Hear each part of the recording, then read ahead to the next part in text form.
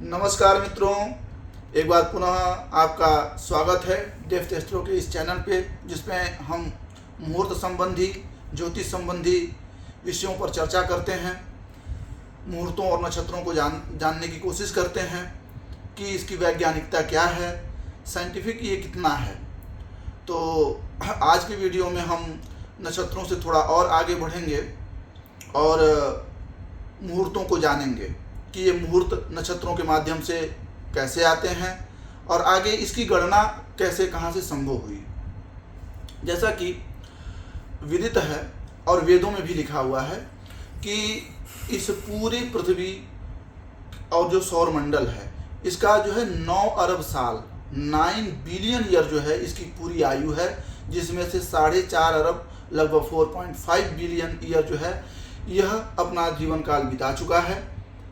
अब जीवन काल इसका चलता कैसे भाई? ईंधन यानी फ्यूल जितना है सूर्य के अंदर, अगर फ्यूल खत्म तो सब कुछ खत्म। तो अब 4.5 अरब सालों के बाद की ही गणनाएं शुरू होती हैं। अच्छा, गणना इससे पहले भी हो रही होगी, क्योंकि कई बार ये बताया जाता है। और अब साइंस के माध्यम से भी अगर आप जाएंगे तो आपको यही पता चलेगा कि जो सूर्य है एक जी स्टार है, जी टाइप स्टार इसको कहिए, एक मध्यम वर्गीय तारा है। तो इस मध्यम वर्गीय तारे की आयु लगभग 4.5 अरब साल जो है बीत चुकी है, बाकी 4.5 अरब और है। अभी इस सूर्य का अपना एक सौर परिवार है, सौर मंडल है, और इस सौर मंडल के जैसा कि धर्मशास्त्र बताते हैं 9 ग्रह, साइंस के माध्यम से अगर आप जाएंगे तो 8 ग्रह हुए। 8 के बाद जो 9वां ग्रह है, उस 9वें ग्रह को, पहले तो ग्रह था 2006 में उसको ग्रह की गणना से बाहर कर दिया गया, क्योंकि जो ग्रहों के लिए नियम कानून थे कि भैया उसका अपना एक पाथ हो, जिस पाथ को वो साफ रख सके, वह काम प्लूटो नहीं कर पाया। लेकिन हम 9 ग्रह मानते हैं, जिसमें राहु और केतु भी आते हैं। अब राहु और केतु क्या हैं? तो ये छाया ग्रह हैं।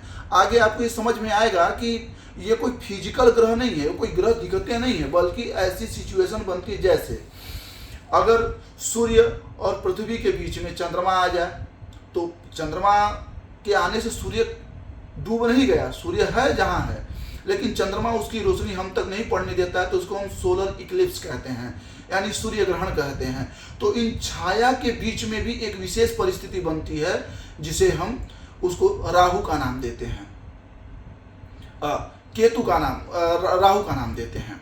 अच्छा, इसके बाद आप चलिए, अगर सूर्य और पृथ्वी और चंद्रमा का अलाइनमेंट हो रहा है और पृथ्वी बीच में आ गई और सूर्य ने चंद्रमा को पे रोशनी ही नहीं गई और चंद्रमा हमें दिखा ही नहीं, तो हम कहते हैं चंद्र ग्रहण हो गया, यानी कि मून इक्लिप्स हो गया। उसको लूनार, बल्कि रसिया भाषा में लूनार कहते हैं। तो वो इक्लिप्स हो जाता है, यानी चंद्र का ग्रहण हो जाता है। तो ये भी एक विशेष परिस्थिति पैदा करता है। तो ये धीरे धीरे आपको समझ में आएगा कि इससे असर कैसे होता है हम पर। देखिए, सबसे बड़ी बात यह है कि ज्योतिष शास्त्र में महर्षि पराशर की तरफ चलते हैं, जहाँ से हमें ज्योतिष की गणनाएं मिली।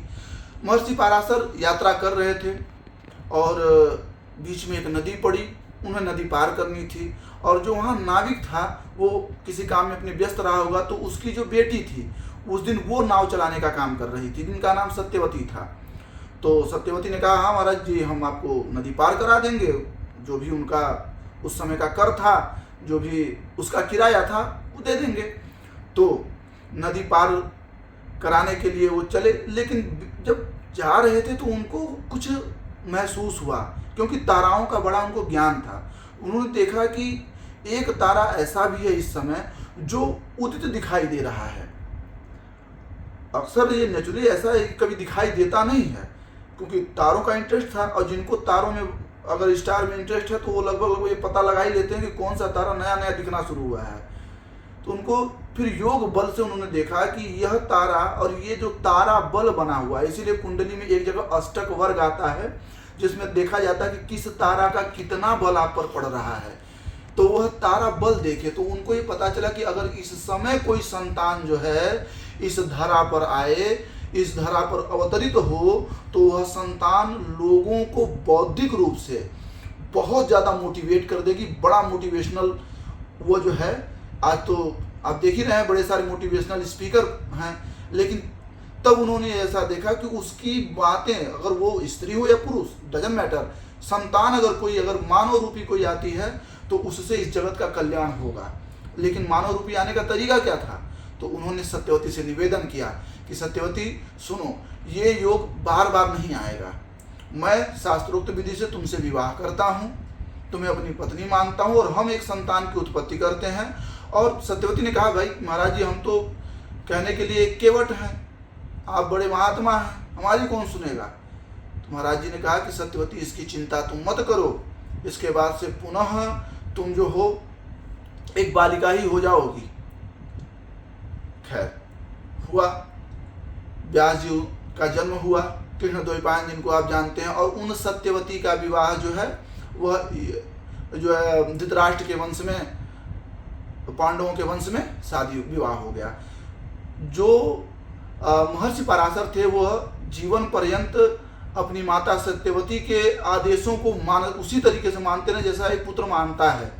जब भी माता बुलाती थी, जिस काम के लिए बुलाती थी, भागे भागे व्यास जी आते थे। और सभी को पता है कि अष्टादश पुराणेषु व्यासस्य वचनद्वयम्, व्यास जी ने 18 पुराण बनाए। वेदों का पहले तो एक ही वेद था, उसके 4 भाग कर दिए, जिससे उनको वेद व्यास कहा जाता है। वेदों का 4 भाग कर दिया उन्होंने, हर एक अलग काम के लिए अलग चीज। वेद का अर्थ क्या होता है? विद धातु। जहाँ भी ज्ञान की बात हो रही होती है वहाँ विद धातु लगेगा ही लगेगा। जैसे विद्वान शब्द आ गया, तो ये किससे बना? ये विद धातु से ही बना। तो वेद का अर्थ क्या होता है? ज्ञान। एक डॉक्ट्रेन है ये, इसको मेरी समझ में इसको एक डॉक्ट्रेन मानना चाहिए, एक ऐसा डॉक्ट्रेन जो ये डिसाइड करेगा कि आगे आपको कैसे करना है। वेद हमेशा आदेश देते हैं, और वेदों के जो नेत्र है ना, उन्हीं का नाम है ज्योतिष। यानी वेद देखते किस दृष्टि से हैं, उसका नाम है ज्योतिष।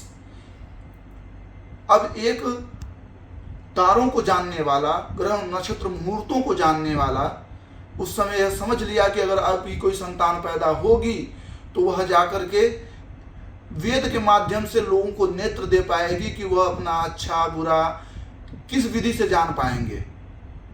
वो वेद अभ्यास हुए। एक इस पे जुड़ी और मैं एक शंका को उसी परिवार से देता हूँ कि जब महाभारत का युद्ध होने जा रहा था, बड़ी सारी समझौते हुए, बहुत से लोग मीडिएटर बन के बीच में आए समझौता कराने के लिए कि भैया किसी तरीके से यह भयानक रक्तपात, ये महायुद्ध रुक जाए। रोकने की बड़ी कोशिश हो रही थी। पांडव का भी अपना एक कुनबा बैठा हुआ था, उसमें कृष्ण जो हैं उन सभी के नेता थे, धृष्टद्युम्न इत्यादि सभी लोग मिलकर चर्चा कर रहे थे कि क्या ये युद्ध हो ही जाए या इसको किसी तरीके से और भी कोई उपाय है रोका जा सके। क्योंकि कृष्ण को छोड़ करके उस पूरे परिवार का कोई भी बड़ा बूढ़ा जो पांडव वर्ग में पांडवों के साथ नहीं था। तो इसमें ये कहा गया, भगवान कृष्ण ने कहा कि एक काम करिए कि जो पांडवों में सबसे आखिरी पांडव है सहदेव, जैसा कि आप जानते हैं 5 भाई थे, युधिष्ठिर थे, भीम थे, अर्जुन, नकुल और सहदेव। सहदेव से पूछा जाए तो सहदेव ने एक सीधी सी बात कही कि रास्ते 2 हैं इस युद्ध से बचने के, या तो कृष्ण को बांध दो या कृष्ण के शस्त्रों को ले लो, तीसरा कोई रास्ता नहीं है, ये युद्ध रुकेगा। क्यों? क्योंकि सहदेव को नक्षत्रों का बड़ा ज्ञान था। सहदेव ने कहा नक्षत्रों का अलाइनमेंट ऐसा हो रखा है, ग्रहों की स्थिति ऐसी बनी हुई है कि यह युद्ध होके ही रहेगा, इसे कोई नहीं रोक सकता, ये युद्ध होना निश्चित है। तो कृष्ण जी ने कहा बस बात खत्म हो गई, क्योंकि कृष्ण को बांधेगा कौन? एक बार कोशिश करी थी दुर्योधन ने, तो कृष्ण को बांधेगा कौन? भाई कोई नहीं बांध सकता। तो ये युद्ध हुआ। यानी नक्षत्रों का प्रभाव इस तरीके से हमारे जीवन काल में पड़ता है। अब इसको देखिए बांटा कैसे गया। तो जब आप संकल्प करते हैं तो संकल्प के माध्यम से भी ये सारी बातें समझ में आ जाती हैं। हम उदाहरण के लिए यह जो वर्ष है इसको लेते हैं। जैसे कलयुग का टोटल परिमाप है 4,32,000 साल, 432,000 ईयर्स टोटल इसका परिमाप है, जिसमें से 5,126वां वर्ष इस साल था। अब ये हम कैसे मानते हैं भैया? तो ये हम मानते हैं कृष्ण के जन्म से। हमारा मानना ये है कि जब कृष्ण जो है इस धराधाम से गए तो कलयुग लगभग प्रारंभ हो गया। तो 5,126वां वर्ष 5,126 जो है दिस ईयर, ये काल चल रहा है। अब इसमें भी आपने देखा होगा कि विक्रमादित्य, जो महाराज अधिराज विक्रमादित्य थे, उनका अपना एक संवत्सर था, शक का एक अपना संवत्सर था। तो फिर दूसरी गणना आई शक के बारे में, संवत्सर कैसे जाना जाए, क्योंकि संवत्सर का प्रयोग तो दोनों ही कर रहे हैं, चाहे वो शक संवत्सर हो या इनका जो है विक्रमादित्य का संवत्सर हो, गणना लगभग दोनों वैसे ही कर रहे हैं। अब इसमें भी 3 भाग बटे कि कैसे इनको देखा जाए। तो 3 भागों में सबसे पहला है सावन वर्ष। सावन वर्ष एक महीने से दूसरे महीने का लगभग कभी 28, कभी 29, कभी 30 के माध्यम से वो अपनी गणना करता है। तो लगभग 360 दिनों में वो अपना वर्ष पूरा कर लेता है।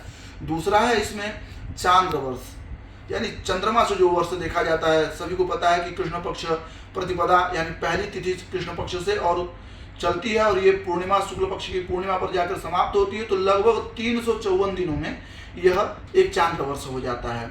ऐसे ही एक सौर वर्ष है, यानी जब सूर्य अपना वर्ष पूरा करता है तो ये लगभग हर महीने की 15वीं तारीख को जो है अपनी राशि का परिवर्तन करता है और लगभग ऐसे करके वो 12 राशियों की जब परिक्रमा पूरी करता है तो वह एक वर्ष होता है और लगभग 365 दिनों का इसका एक वर्ष होता है। तो ऐसे वर्षों की अवधि को 3 भागों में बांट दिया गया। अब ये 365 ही कौन, भैया ये कौन बताएगा कि 365 ही होना था। तो जैसा कि मैंने कहा कि चंद्रमा एक नक्षत्र से दूसरे नक्षत्र की तरफ बढ़ता है और लगभग 28 दिनों में कभी 27 दिनों में अपना एक चक्कर पृथ्वी का पूरा कर लेता है। तो भैया हम मान लेते हैं कि जी एक महीना हमारा हो गया, लेकिन हमें उसमें सौर वर्ष को भी तो डालना है। और फिर 360 डिग्री को हमने देखा, क्योंकि चारों तरफ की डिग्रियां मिलाई जाए। आगे ये भी आएगा कि डिग्री कैसे हमने तय करी कि नहीं 360 डिग्री होगा, 365 क्यों नहीं हो गया, 361 क्यों नहीं हो गया। तो लगभग वही काल होता है। कभी चंद्रमा की स्पीड थोड़ी कम हो जाती है, कभी ज़्यादा हो जाती है। जैसा कि मैंने शुरुआत में बताया था कि चंद्रमा सर्कुलर पाथ उसका नहीं है, उसका इलेक्ट्रिकल पाथ है। मतलब पृथ्वी पहले उसे अपनी तरफ खींचती है और फिर उठा करके उसके इलेक्ट्रोमैग्नेटिक फील्ड की वजह से दूर फेंक देती है, फिर अपनी तरफ खींचती है। तो 10,000, कभी 15,000, कभी 50,000 किलोमीटर का अंतर इनके बीच में आ ही जाता है। तो यहाँ से उस तिथियों की गणना कर करके वो 360, 365 दिन बताया गया। अब साल के अपने भी तो कुछ नाम होंगे। तो 60 जो है संवत्सर होते हैं। 1 से लेकर के 20 संवत्सर भगवान ब्रह्मा का होता है। 21 से लेकर के 40 नंबर का जो संवत्सर है वो भगवान विष्णु का होता है। और 41 यानी 41 से लेकर के और 60 संवत्सर तक भगवान रुद्र का होता है। जो इस समय पिंगल नाम का संवत्सर है यह 51वां संवत्सर है। फिर आगे 9 संवत्सर बाद ये बीत जाएगा। अब इसको हम रिलेट अपने जीवन से करते हैं। देखिए, पंचांग के अनुसार एक मानव का जीवन लगभग 120 साल बताया गया इस कलयुग में। और अगर आप 9 ग्रहों की दशाओं को जोड़ेंगे तो सबका मिलाकर के 120 साल की दशा बनती है। वो 120 साल आप जिए ना जिए वो अलग बात है, लेकिन 120 साल का ये दशाक्रम बनता है। और आपके जीवन काल में 2 बार संवत्सर पूरे बीत जाएं, इस तरीके की ये गणना बनाई गई। तो ऐसे 60 संवत्सरों में 20-20 संवत्सरों का भाग है। अच्छा, अब थोड़े एशियन पीरियड में चलते हैं कि कई बार एक इवोल्यूशन थ्योरी जो है कई बार सामने आती है कि लोग जो है डेवलप कैसे हुए। बचपन में पढ़ाया गया था कि अमीबा से हम लोग मतलब एक कोशिकीय सिंगल सेल्स जीव थे, वो मल्टीपल होते गए, इवोल्यूट करते गए अपने आप को, और इवोल्यूशन के थ्रू जो है वो फिर एक मल्टी सेल ऑर्गन्स बन गए। और फिर वो ऑर्गन कोई मानव बन गया, कोई और बन गया। तो तरह तरह के स्पीसीज इस दुनिया में आए। अब ये मल्टी सेल्स एक सेल से बने या मल्टी सेल खुद ही उतर आए, ये पीछे की बात है, बाद की बात है। क्योंकि सनातन धर्म तो जब से सत्य की स्थापना हुई तब से अपने आप को जीवंत मानता है, तभी से सनातन धर्म है। राम या कृष्ण से यह धर्म नहीं शुरू हुआ, बल्कि राम और कृष्ण भी उसी धर्म में आए, उसका पालन किया, उसको और मजबूत किया इस धर्म को, और आगे बढ़ाया, जिनके आदर्शों को लेकर के हम आज तक आगे बढ़ रहे हैं। खैर, अब इन 20-20 संवत्सरों का भाग आपने समझ लिया। अब इसके बाद हम आते हैं कि इनका असर हम पर कैसे पड़ता है। तो देखिए, कभी भी आपने सुना नहीं होगा कि सोलर अर्थ सिस्टम कहीं नहीं है, सोलर सिस्टम बोला जाता है, यानी सौर्य मंडल, सूर्य का मंडल। ये एक परिवार है, इस परिवार का एक मुखिया है, उसका नाम सूर्य है। अब आप चाहे उसको ऑर्ट क्लाउड या क्यूपर बेल्ट हो या फिर एस्टेरॉयड बेल्ट हो या ये 9 ग्रहों का समूह हो, इन सबको लेकर के परिभ्रमण करने का काम कौन कर रहा है? सूर्य कर रहे हैं। जाहिर सी बात है, सूर्य ज़्यादा ताकतवर है, ज़्यादा ग्रेविटी है उसके अंदर। तो एक तो पृथ्वी अपना असर हम पर छोड़ रही, इसके बाद चंद्रमा, जैसा कि मैंने पिछले वीडियो में समझाया था, आप लोग जाकर के विजिट कर सकते हैं कि चंद्रमा अपनी ताकत से ज्वार और भाटा लाता है। तो जब 70% पृथ्वी के पानी को चंद्रमा खींच सकता है, तो हमारे शरीर के भी 70% पानी को वो खींच सकता है। तो वैसे ही हम में बदलाव आएगा, वैसे ही हमारा चिंतन होगा। क्यों?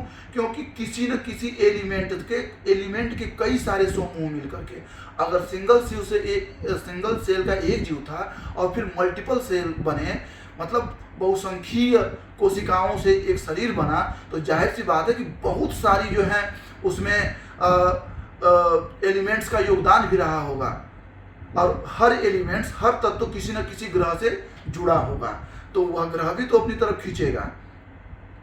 अब वो ग्रह अपनी तरफ कितना खींच रहा है, यह उनकी डिग्रियों पर निर्धारित करता है। क्यों? क्योंकि अगर आप इक्वेटर पे हैं तो सूर्य आपके ठीक सामने है, आप नॉर्थ या साउथ पोल पे हैं तो सूर्य तो दिख रहा है, लेकिन वो क्षितिज की तरफ है, ऐसे त्रिकोणे पर है कि उसका प्रभाव आप पर बड़ा कम पड़ रहा है। तो ऐसे ही कौन सा ग्रह कितना दूर था, ये डिग्री निर्धारित करती थी कि कितना असर आपका उस पर पड़ेगा।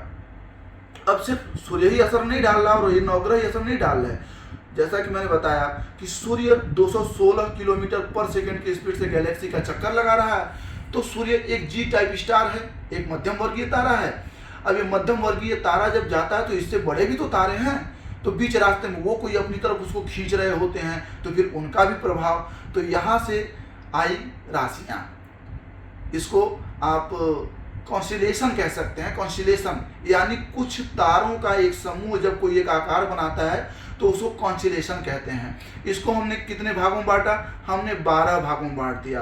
क्यों 12 भागों में बांटा? अपने चारों तरफ हमने 12 प्रकार की आकृतियां देखी। अब ये 12 प्रकार की आकृतियां ही कोई हमने मान्यता क्यों दी? क्योंकि हमने देखा कि हर 30 अंश पर एक आकृति है। अब ये 30 अंश क्यों आया? तो हमने ये मान लिया कि चंद्रमा लगभग एक दिन में एक राशि को एक नक्षत्र को पार कर रहा है, तो मतलब एक दिन में एक अंश। अब 30 दिन में वो 30 नक्षत्रों को पार कर रहा है, 28 दिन में भी कभी पार कर लेता है, 27 दिनों में पार कर लेता है। तो हम एक मोटा आख्यान लगा लिए कि 30 अंश ही इसका परिमाप होगा। अब 30 अंश में हमने जो एक आकार देखा, तो उस आकार को हमने एक नाम दे दिया। कहीं भेड़ देखी तो हमने कह दिया कि ये 30 अंश में मेष का आकार दिख रहा है। तो ऐसे फिर मेष, वृष, मिथुन, कर्क, सिंह, कन्या, तुला, वृश्चिक, मकर, कुंभ, मीन इत्यादि 12 राशियां हमने चारों तरफ देखी, चारों तरफ एक एक आकृति बना दी। अब 30 को मल्टीप्लाई बाई 12 कर दीजिए आप, तो आपको 360 ही मिलना है, 360 डिग्री हो गई। लेकिन नहीं, अब हमें और भी इसे छोटे रूप में जानना था। तो छोटे रूप के लिए फिर हमने क्या किया कि फिर हमने चंद्रमा को फिर उसी जगह पे रखा कि भाई चंद्रमा जो है वो 30 अंश तो चलो 30 दिनों में जाता है, लेकिन प्रतिदिन भी तो कुछ हो रहा होगा। तो हम थोड़ा और डीप आए, तो फिर हमने उसे नक्षत्र बनाया, जिसको आप जो है अश्विनी, भरणी, कृतिका, रोहिणी इत्यादि जानते हैं, वो नक्षत्र हमने बनाया। अब इसकी गणना 27 है। एक और नक्षत्र बीच में कभी कभार आ जाता है, लगभग ज़्यादातर ही आता है, अभिजीत नाम का नक्षत्र, तो वह नक्षत्र की भी गणना इसमें हो जाती है। तो यह 27 नक्षत्र अब उसके और छोटे छोटे भाग बना दिए गए, यानी 2.25 नक्षत्र जो है मिल करके एक नक्षत्र के 4 चरण, 2 नक्षत्र और तीसरे का 1 मिला देंगे तो आप 2.25 नक्षत्र लगभग 2 1/4 से उसको एक राशि के अंतर्गत रखा गया। यानी हम और डीप जा रहे हैं कि भाई हम तो बहुत छोटे हैं। अब अगर मान लीजिए कि ज्वार भाटा आ रहा है तो समुद्र की लहरें तो उठेंगी, पर क्या पानी में रखा गिलास में जो पानी है उसमें भी आपको दिखने को मिलेगा क्या ज्वार भाटा? नहीं। क्यों? क्योंकि वो प्रभाव बहुत तेज है और वो पानी और उसकी जगह बहुत छोटी सी है। तो हमें तो छोटे छोटे लेवल पे उसको देखना था ना। क्यों? क्योंकि जैसा कि महर्षि पराशर ने बताया कि ज्योतिष दो प्रकार की हुई, एक होरा शास्त्र, एक जातक शास्त्र।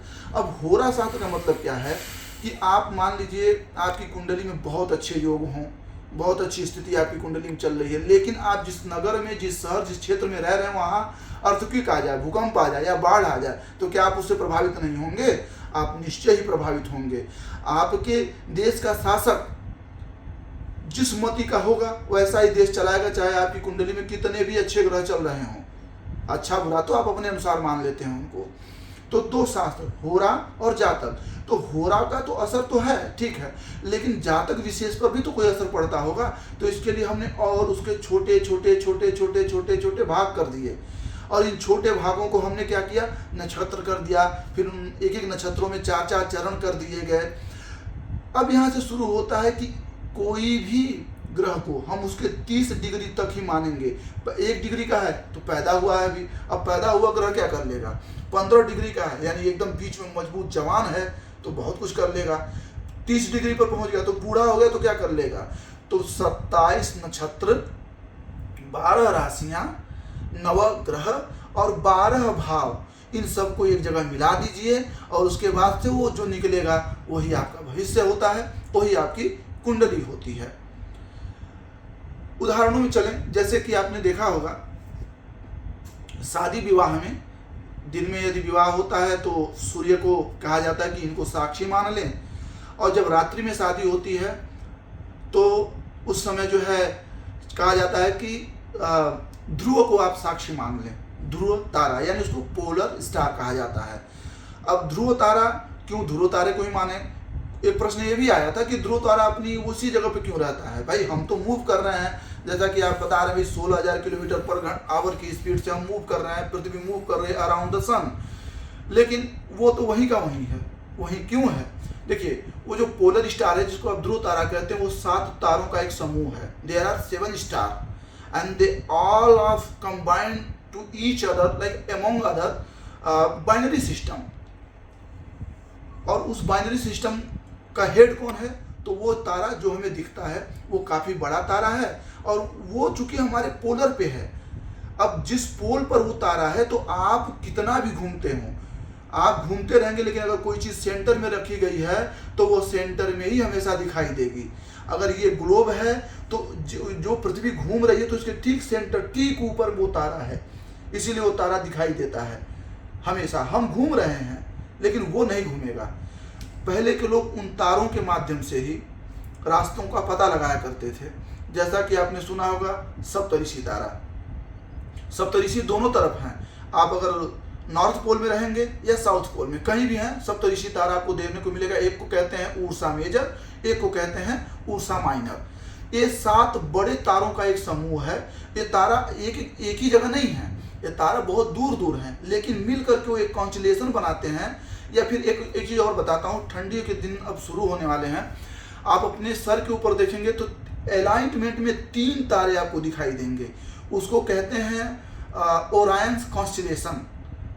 ओरायन कॉन्स्टेलेशन में 3 तारे, अब वो भी 3 तारे आपको कभी घूमते हुए नहीं दिखाई देंगे। आप पूरी पृथ्वी पर कहीं हैं तो वहाँ से वो तारा आपको दिख जाएगा और ठंडियों में वो ज़्यादा दिखाई देता है। तो इससे लोग रास्तों का पता लगाया करते थे। तो उन्हीं तारों को, उन्हीं नक्षत्रों को पकड़ करके यह मान बनाया गया कि भाई जब एक इतनी बड़ी पृथ्वी, इतना बड़ा सूर्य हम पर असर करता है तो वह तारे भी हम पर असर कर रहे होंगे। अब कौन कितनी मात्रा में असर कर रहा है और कितना हम पर असर उसका पड़ रहा है।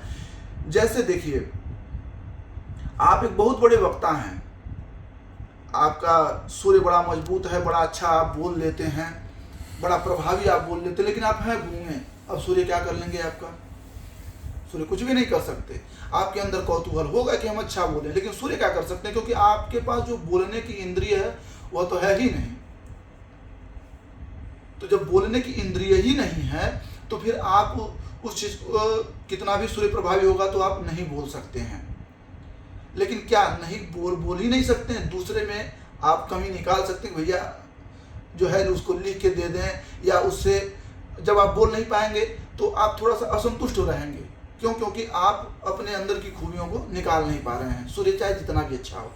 तो इस तरीके से आपने देखा कि नक्षत्रों का असर, ग्रहों का असर।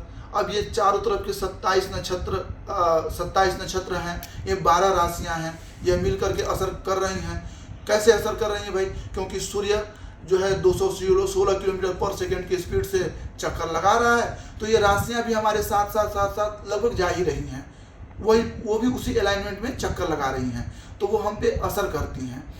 अच्छा, अब हमारे अंदर जो तत्व हैं उन तत्वों का ही तो खिंचाव ग्रह करेगा। कोई ग्रह आपका हाथ पकड़ कोई काम नहीं कराता, आपके अंदर के उस एलिमेंट को सिर्फ खींचना शुरू कर देता है।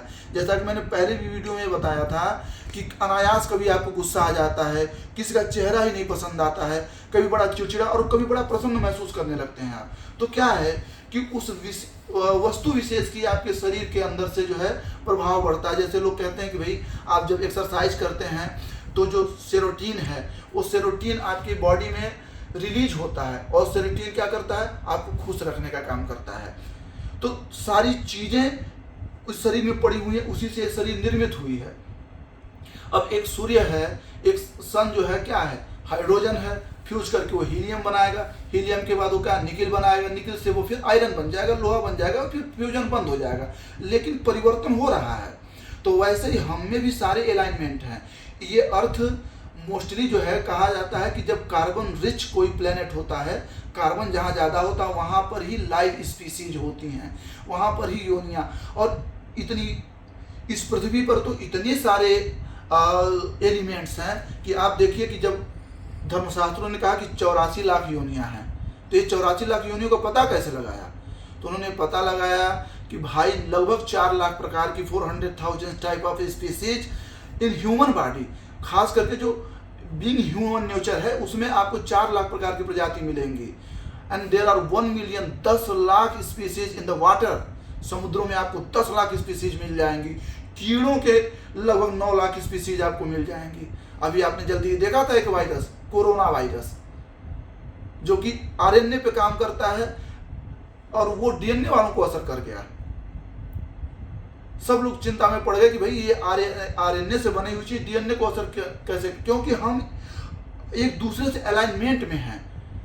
हम एक जीवन चक्र में अगर चल रहे हैं तो कोई भी एक स्पीसीज अगर पूरी तरीके से खत्म हो जाती है तो उसका असर कहीं ना कहीं इकोसिस्टम पर, पर्यावरण पर निश्चित रूप से पड़ेगा। पेड़ पौधे हैं वो हरे होते हैं। क्यों हरे होते हैं? क्योंकि वह सूर्य से ऊर्जा लेते हैं, प्रकाश संश्लेषण यानी फोटोसिंथेसिस से अपना भोजन बनाते हैं। और क्या करते हैं? वो भोजन बनाने में उनका साथ कौन देता है? तो कार्बन देता है। वो कार्बन को क्या करते हैं? एब्जॉर्ब करते हैं। और जितना ज़्यादा वो कार्बन एब्जॉर्ब करेंगे, फिर उसमें प्रकाश फोटोसिंथेसिस की मात्रा मिलाएंगे तो वो हरे भरे चमकते हुए दिखाई देते हैं।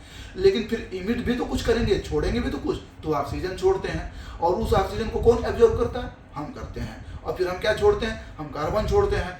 तो इससे क्या है कि एक दूसरे का, पौधे हमें जिला रहे हैं, हम पौधों को जिला रहे हैं, हम दोनों एक दूसरे से इस सर्कल में जुड़े हुए हैं।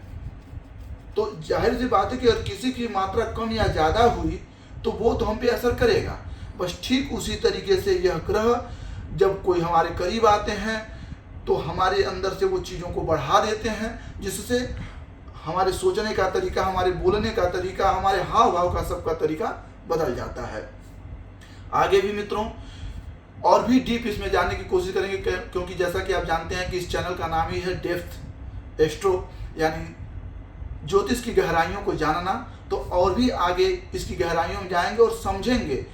देखिए, मेरा उद्देश्य साफ साफ यह है कि मैं यह बता सकूं, और मैं क्या बताऊंगा, वेदों में बहुत पहले ही बता रखा है कि ये टोटल विज्ञान है, ये विस्तृत ज्ञानम विज्ञानम, ये टोटल साइंस है।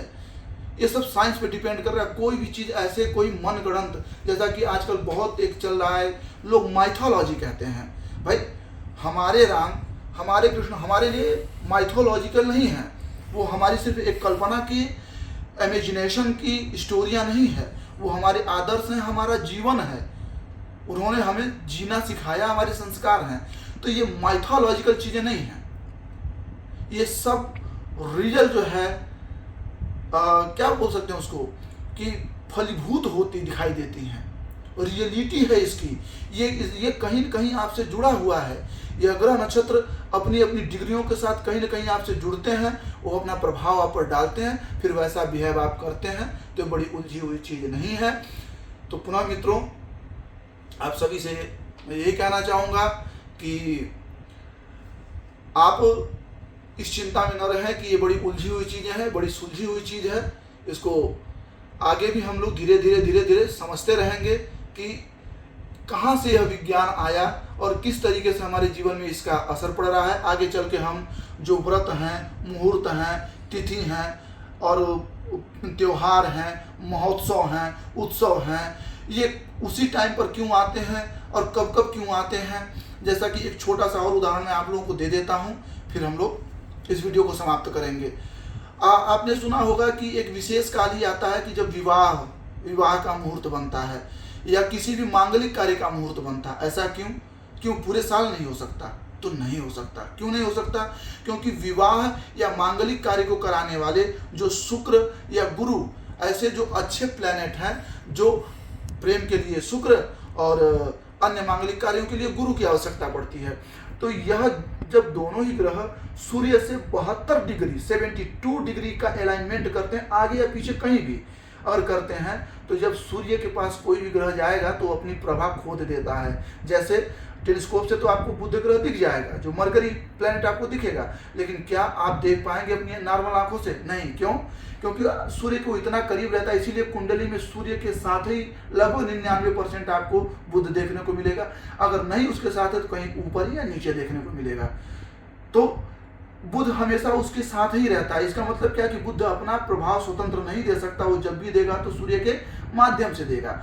तो जब 72 डिग्री 72 डिग्री के अंतर्गत जब कोई भी शुक्र या गुरु आ जाते हैं तो उसे कहा जाता है जी ये ग्रह अस्त हो गया, इसका सेट हो गया, जुपिटर सेट या वीनस सेट आप इसको कह सकते हो। तो जब प्रेम या मंगल के देवता अस्त हो जाते हैं तो उस समय सारे मांगलिक कार्यों को रोक दिया जाता है कि भैया फिर से इनको 72 डिग्री से बाहर निकलने दीजिए, ये अपना स्वतंत्र होकर के प्रभाव इंडिपेंडेंटली हम पर डालें, तब जाकर के हम लोग फिर से उस मांगलिक कार्य को करेंगे। तो इसी तरीके से हम मुहूर्तों को समझेंगे, हमारे जीवन पे इसका क्या असर है, ग्रहों का क्या असर पड़ता है, इसको भी समझते रहेंगे। पुनः एक बार आप लोगों से ये रिक्वेस्ट है कि इस चैनल को जो है सब्सक्राइब करें, लाइक करें और कमेंट के माध्यम से ये बताएं कि किन विषयों पर और चर्चा की जाए, किन विषयों को लाया जाए। और जो भी विषय आएंगे वो ऑथेंटिक तरीके से आएंगे, वो कहीं ना कहीं उनके जो है ना साक्ष्य, जो विटनेस है वो पड़े हुए हैं, कहीं ना कहीं वो जरूर आपको देखने को मिलेंगे। तो इसलिए इसको सब्सक्राइब भी करिए, शेयर भी करिए, ताकि बहुत लोगों तक हमारी रीच बढ़े और सब तक यह ज्ञान पहुंच सके। नमस्कार।